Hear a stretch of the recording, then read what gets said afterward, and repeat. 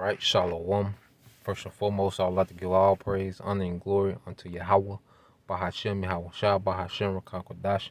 Double honor unto the apostles and the elders of GMS who rule well, teach well, being great examples to his younger brothers, and peace and blessings and salutations to the hopeful leg out there pushing his word and truth and in sincerity across the four winds in the name of Yahweh Bahashem, Yahweh Shah. All right, pushing to get up out of here. So I want to hopefully the believers, the listeners who have came back to the obedience of the scriptures through faith in Yahweh by Shema Shai.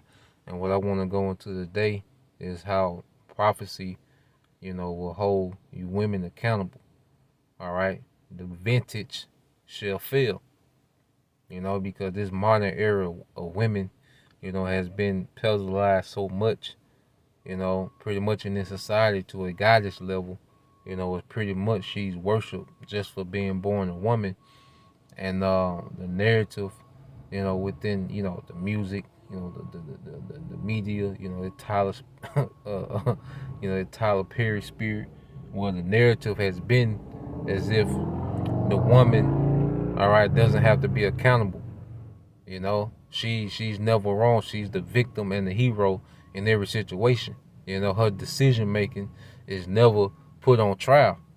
You see, but we come to a time now where prophecy, will hold you women accountable. All right, how about Shema Shai? All right, will judge and execute judgment, all right, amongst this modern era of women, especially of you tribes, So I want to get this example when you go to Blavity News. It says mom of three facing evictions over unpaid rent receives more than 170,000 in donation.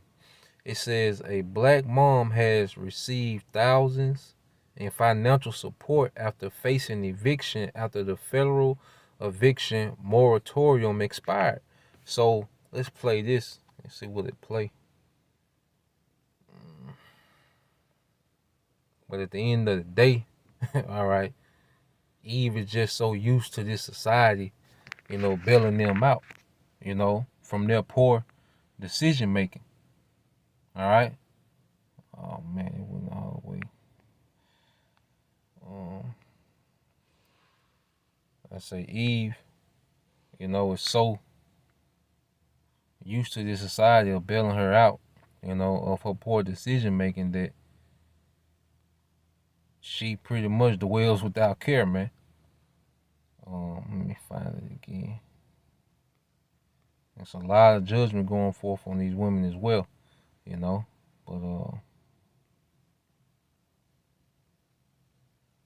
we go.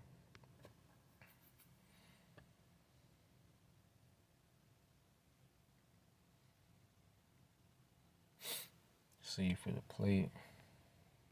Video.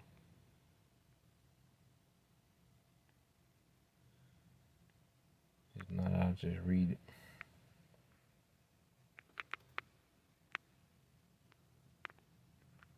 I just want y'all to see the the victim narrative, that Eve, has mastered, within this society, man. Hey, tripping now.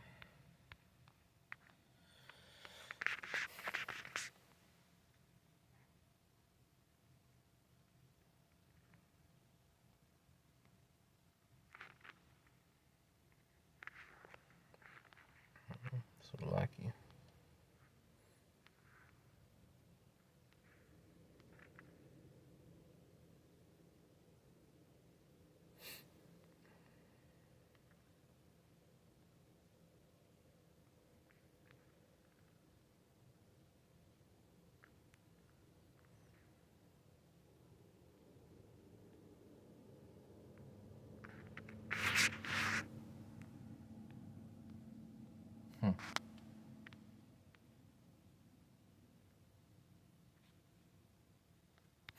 Just ain't gonna let me play it. Try one more time, then if not, I'll just read it. And I'll get another video that confirm, that narrative. Everything being exposed, man, is as this system goes, Eve goes, man. Because she's empowered, by this current system, being up and running. All right. Now it says Dash Kelly, a mom of 3 girls under the age of 10, said she owed $2,000 in back rent after losing her job as a car dealer at a casino in Las Vegas as a result. All right, to the thing. After the federal eviction moratorium ended, Kelly was on the brink of being put out and decided to create a GoFundMe to fundraise money to assist with her back rent. So now you mean to tell me that all these people that's hiring, you have employers giving, workers incentives, to come back to work. So that job shortage is not an excuse. And then these 3 kids, people act like these kids that Eve has come from nowhere, like they just pop up. No, that's her decision making. She has 3 kids and no telling how many baby fathers, but she's having kids with most of the time. Eve has kids with degenerates, you see, and now they find themselves in a bad situation. They look for some type of bailout, But it's gonna come a time where you gonna have to live with the decisions you made, man, and it's gonna be very detrimental, man. In these times that we coming into, it says after the federal eviction moratorium ended, Kelly was on the brink of being put out and decided to create a GoFundMe to fundraise money to assist with her back rent. To her surprise, Kelly discovered the GoFundMe raised more than $170,000 by almost 3,000 donors in 24 hours. You see that? So that victim narrative always works in Eve's favor for the most part, man. Because flip the script. If it was a single father, all right, if it was Jake, a single father, all right, who was behind on rent, what would he be called? A deadbeat, a sorry father, an unfit parent. You see? But you have 3,000 people that have donated, all right, and this woman has gained $170,000 and she's $2,000 behind on rent. You see? That victim narrative, has been playing in Eve's favor for a long time, man. And when you just see it, I wish it would play, and you can see, she got the fake tears and like it's just so, like she just in the worst case ever, man. But for the longest, women have not been held accountable for their decision making. But prophecy will hold you women accountable. Now let's play this real quick. Unlock a summer of possibilities in a new Chevy. I feel like this video, and you'll see the overarching theme, and it's true for me as well. Women don't have to make a plan for their life. We're allowed to kind of just see how it goes.